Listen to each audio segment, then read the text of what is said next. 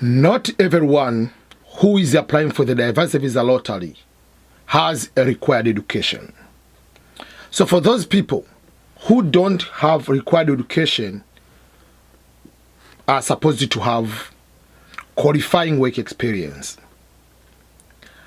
What do you need to show when you go to the visa interview so that you can prove that you have qualifying work experience? What do you need to have?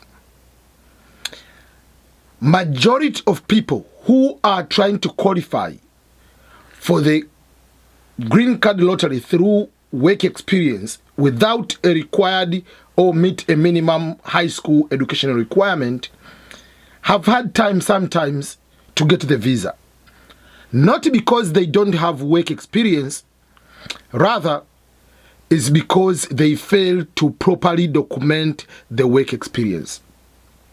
And this is partly because majority of people in developing countries have overall problem when it comes to writing resume, to put down what have they done, how to put the job title, how to include the work experience, whether it is through vocational education or it is a work experience through overall or in job training. So today, I want to make easier life for you, to increase your chances of getting the diversity visa when you go to the interview through work experience. Welcome everyone. I'm EBM, Ernest Boniface Makulilo from Missouri, United States. So, before we go to the interview day, remember the day you go to the interview, before they ask you any question for you, remember the consular officer, the U.S. Embassy has your information, which you yourself volunteered to write in the famous Department of State form number 260. Visa form DS-260. You have volunteered to put everything there.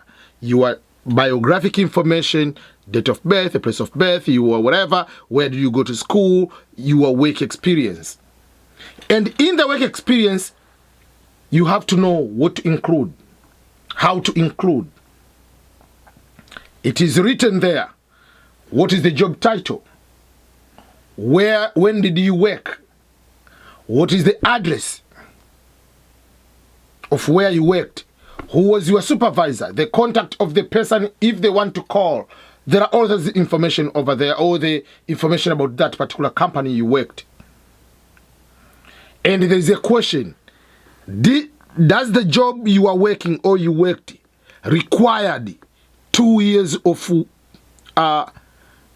training or prior experience?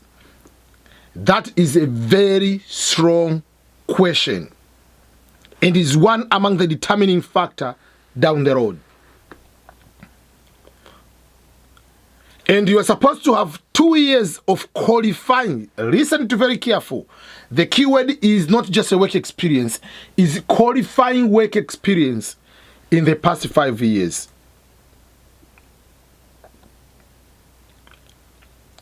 So if you worked 7 years ago, doesn't count. In the past 5 years, put all the work experiences. And all work experiences can be paid or unpaid. It doesn't matter. Again, when they say, when you fill that one, I'm giving an example. You are applying to, or you worked at a supermarket as cashier. The question is, does the job of cashier requires you to have at least work experience before, or you just show up and then you start working? If I go to a warehouse and my job is to scan the boxes, I don't need to have 2 years of work experience to scan boxes to get that one. But let's say I'm applying to be a supervisor at McDonald's. Yes, that position will require me to have 2 years at least of work experience or in job training. So you have to be careful when you are going to fill that question in the DSC 260. When they ask you, does the job, this position you are mentioning here, required you to have at least a 2 years qualifying work experience? You have to know that. So that's number one. Number two, you have to fill not just one, especially if you don't have education which is required. Remember, if you don't have any education required, you depend your entire life on work experience. Assume someone has a bachelor degree. To prove that you have a bachelor degree is not to tell them that you have a bachelor degree. Is to show the documentation from school, your transcript or your university degree certificate that you completed your bachelor degree. That's what is required. So how can you prove that you have 2 years of qualifying work experience? You don't just say, oh, you know, I worked at Coca-Cola and Coca-Cola is an American company. That's all, and then they give you the visa. No. If you follow that, DSC 260 will guide you.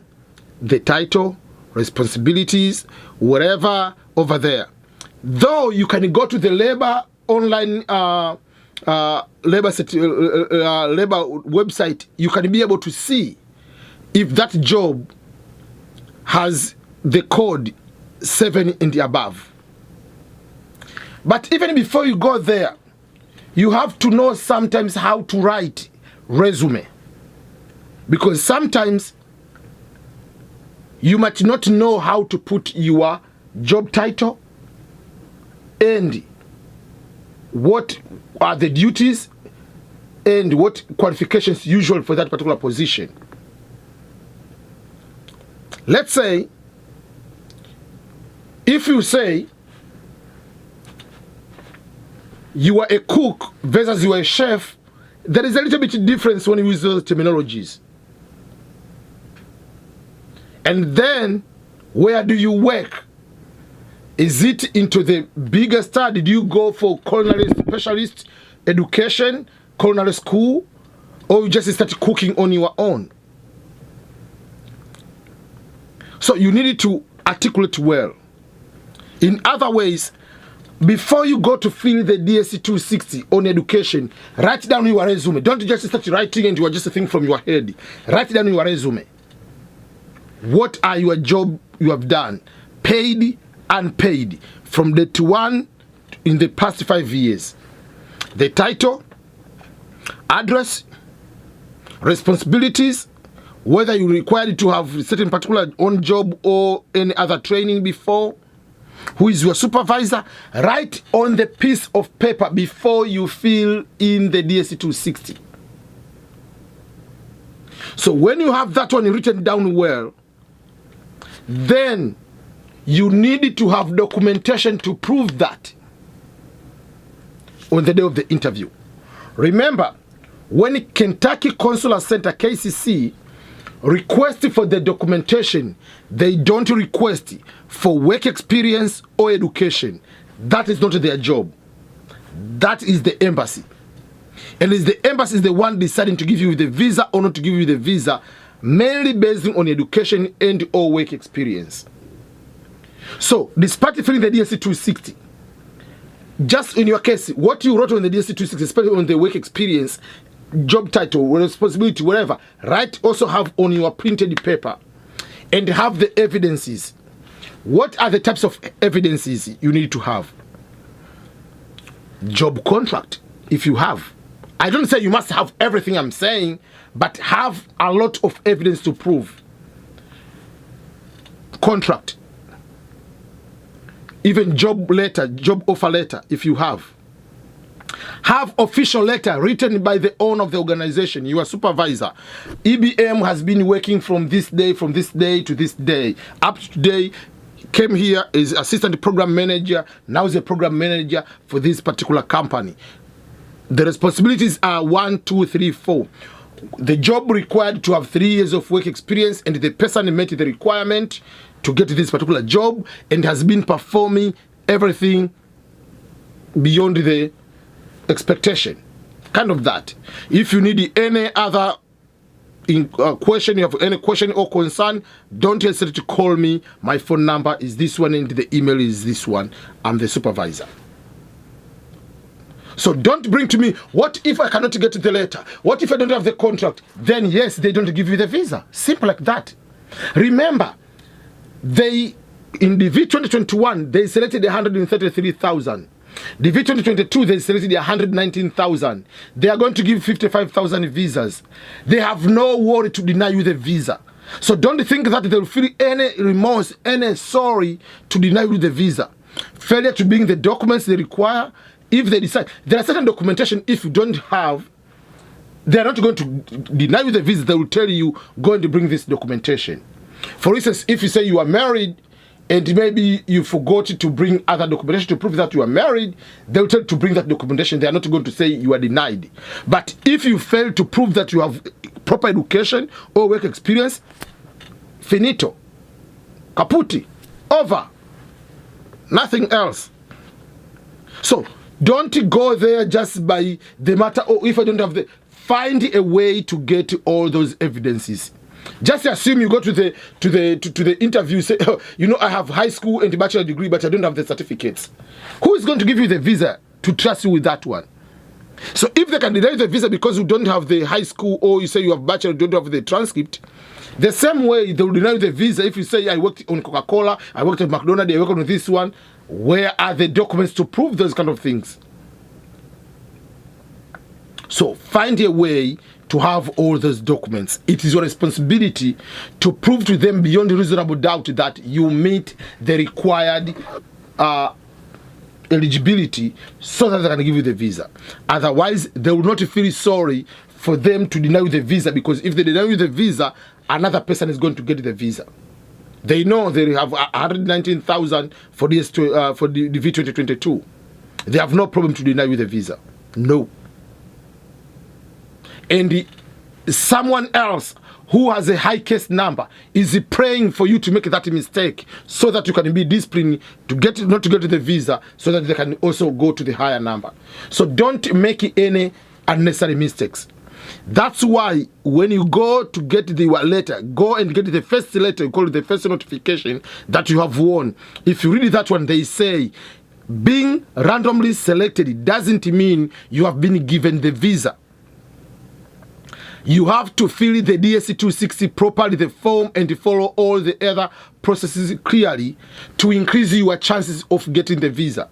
You can have good work experience, but if you wrongly and poorly write them down, you are going to be denied, because it will feel that you don't meet the requirements based on the job or work experience. And even if, for those people who have education, even if you have high school, bachelor, masters, still on the part of work experience, you still have to write your work experience. But you don't need to carry all the evidences if you have bachelor degree to prove that you have work experience. If you're a bachelor of masters or PhD, you don't need to do that. But if you are high school, despite, in my opinion, I mean, you qualify directly with high school, but just in case, if you are high school, just remember, just also carry the work experience just as a backup, just in case. Because there are some crazy people at the embassy, they say, oh, but you didn't get A. They don't require grades, but what if the person denies you the visa and they say they want you some grades maybe, or C on something? So just by saying that way will frustrate you, and starting, oh, but I worked on this one, but you didn't write on the DSC-260 that you have work experience. So just in case, write also your work experience, even if you qualify through education. Also write work experience. Just in case, you never know. All the best everyone who is going to the interview.